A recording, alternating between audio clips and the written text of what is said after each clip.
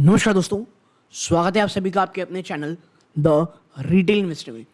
यहाँ पे मैं चर्चा करने वाला हूँ दोस्तों एक ऐसे आप कह सकते हैं स्टॉक की जो रिजल्ट के मामले में जो आप देखेंगे, क्वार्टरली नंबर्स में आप देखेंगे, इसने इस बार अब तक के सबसे शानदार नंबर पेश किए हैं दोस्तों।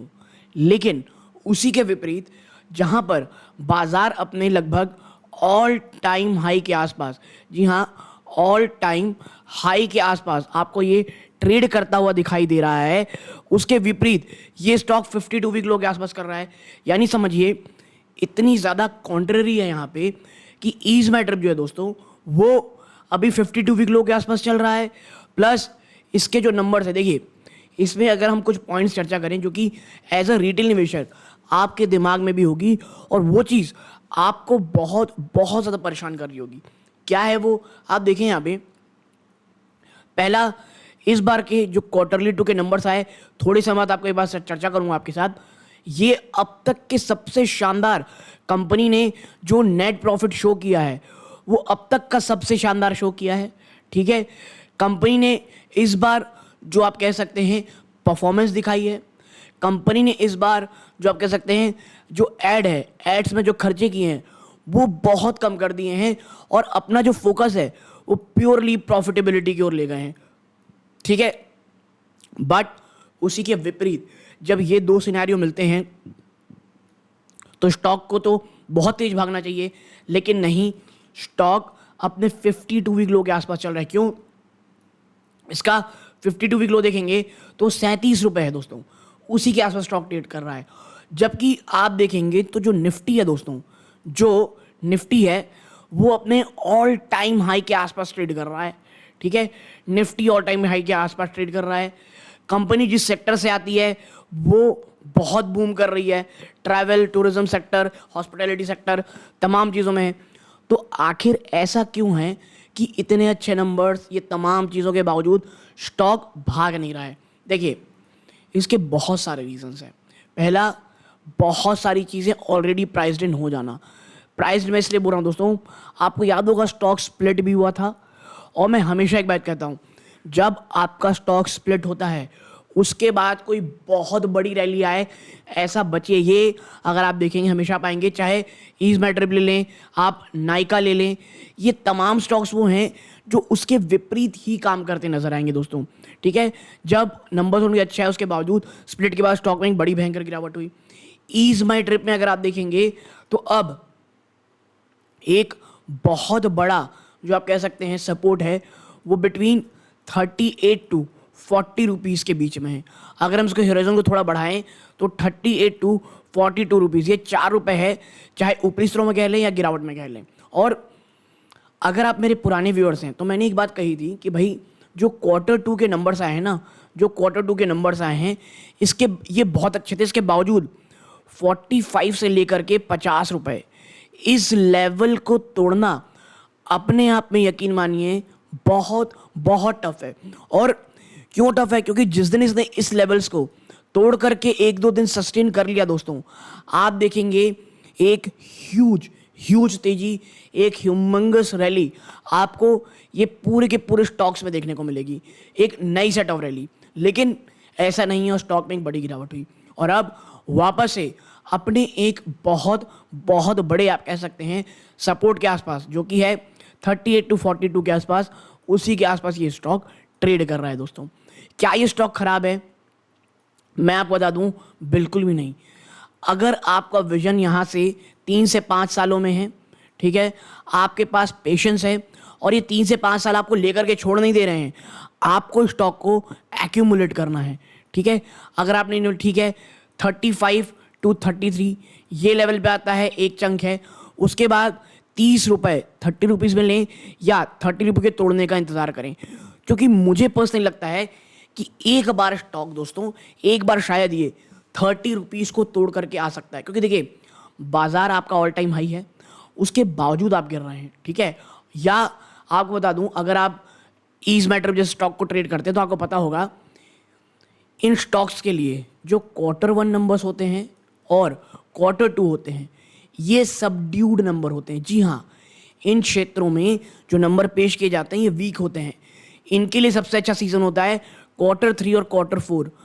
उससे पहले शायद बाजार निवेशकों के मन से माल निकालना चाहता हो, इसलिए ऐसा कर रहा है। और जब Q3 यानी दिसंबर क्वार्टर जब आएगा, उसके बाद जब रिजल्ट आएंगे, और अगर इस बार भी इस बार की तरह भी अगली बार प्रॉफिटेबिलिटी में अगर कंपनी का फोकस रहता है और मार्केट शेयर ये लूज नहीं करता है दोस्तों, अगले क्वार्टर में आप देखेंगे एक नेक्स्ट सेट ऑफ तेजी, एक नई रैली आपको इस पूरे स्टॉक में देखने को आराम से मिलेगी दोस्तों।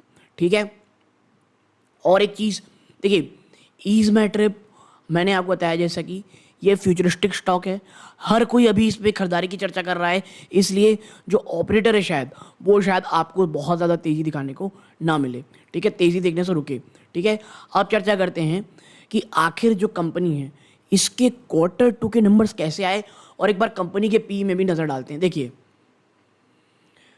मैं इसको थोड़ा बड़ा कर देता हूँ, आप यहाँ देखें, जब हम मार्केट कैप की बात करते हैं, देखें 6,736 करोड़ का इसका मार्केट कैप है दोस्तों।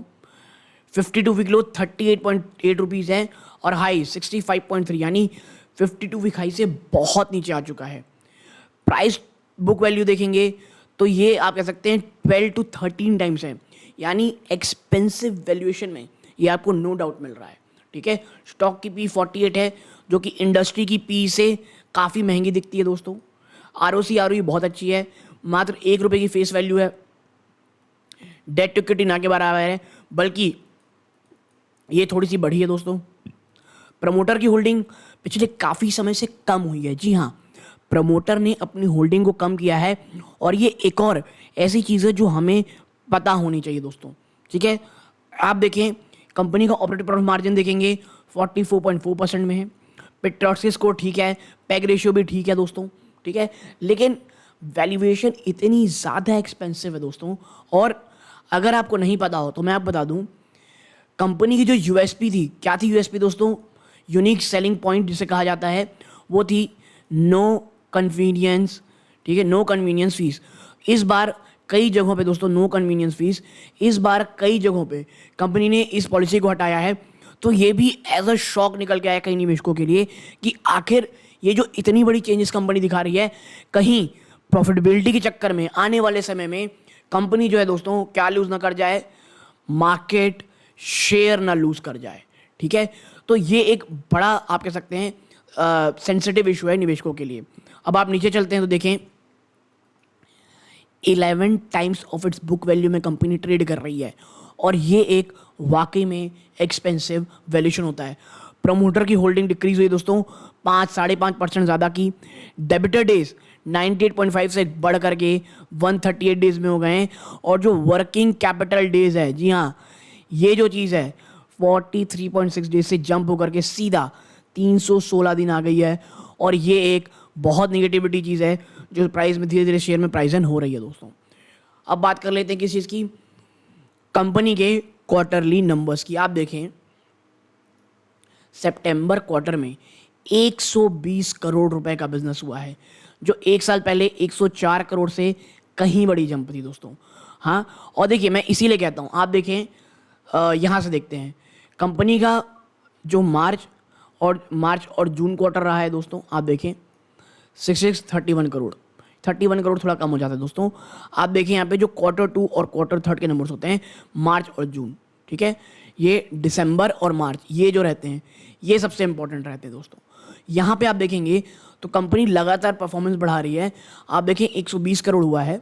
ठीक है, ऑपरेटिंग प्रॉफिट मार्जिन 56% में आ चुका है, जो पिछले क्वार्टर में 33 और एक साल पहले मात्र 37% थे। रीज़न, कंपनी ने एड्स और प्रमोशंस में जो निवेश था वो बहुत हद तक कम कर लिया है। कंपनी का ओवरऑल नेट प्रॉफिट जो निकल के आता है वो कितने में आ रहा है दोस्तों? 51 करोड़ 51 करोड़, और ये अब तक का सबसे बड़ा आप कह सकते हैं प्रॉफिट था। हाईएस्ट प्रॉफिट ने दिसंबर 2022 में 45 करोड़ का दिया था, वहाँ से भी कंपनी ने जंप किया है। और यही कारण है कि जो EPS है ये 0.30 रुपीज़ तक में आ चुकी है दोस्तों। यानी कंपनी की जो परफॉर्मेंस है वो लगातार जा रही है दोस्तों। ठीक है, हाँ, एक जो डर निवेशकों के मन में है दोस्तों, मैं आपको दिखाता हूँ। देखिए बैलेंस शीट भी अगर आप एक बार देखना चाहेंगे, आप देखें 437 करोड़ का इसके पास रिजर्व है, जबकि बोरोइंग मात्र 116 करोड़ रुपए की है दोस्तों। कितनी? 116 करोड़। अगर हम नीचे चलते हैं, आप शेयर होल्डिंग पैटर्न ज़रा देखिए। कंपनी आप देखेंगे, प्रमोटर ने अपना माल 1 और 2 क्वार्टर में बड़े मात्रा में सेल किया है, ठीक है।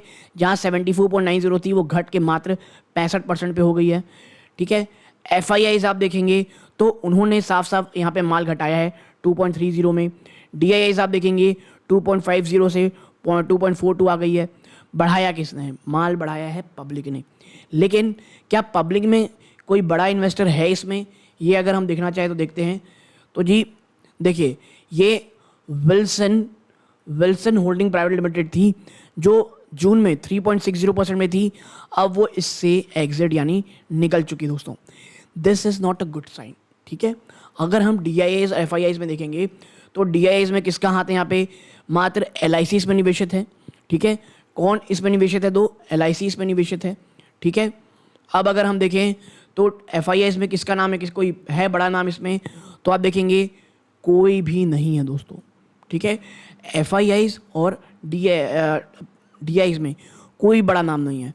बल्कि आप देखेंगे यहाँ पे तो पब्लिक में विल्सन ने तो माल घटाया है और फिर भी यहाँ पे नंबर बढ़ते दिखाई दे रहे हैं दोस्तों, ठीक है। तो यहाँ पे आपको एक चीज़ दिख रही होगी कि निवेशक अभी इससे निकल रहे हैं और यही कारण है कि लगातार यहाँ पर एक सेलिंग प्रेशर है, लगातार कंपनी लॉस बुक कर रही है दोस्तों, ठीक है। सो एज अ इन्वेस्टर आपको क्या करना है? देखिए, अगर आप इन स्तरों पे कोई बहुत बड़ा निवेश कर रहे हैं उससे थोड़ा बचें, ठीक है। आने वाले 2 से 3 क्वार्टर में एक्यूमुलेशन मोड में रखें। 30 रुपये ₹30 का इंतज़ार करें आने का, ठीक है। अगर आपने नया निवेश नहीं किया है तो आप थोड़ा बहुत यहाँ निवेश कर सकते हैं, बट मुझे लगता है कि भाई साहब अभी जो है वो गिरावट होने वाली है स्टॉक में थोड़ा सा, ठीक है। सो अगर आप स्टॉक में निवेश थे या निवेश की सोच रहे थे तो ये वीडियो आपके बहुत काम आई होगी। प्लीज़ वीडियो को लाइक करके चैनल सब्सक्राइब कीजिएगा। ये इस वीडियो का अंत है। जय हिंद।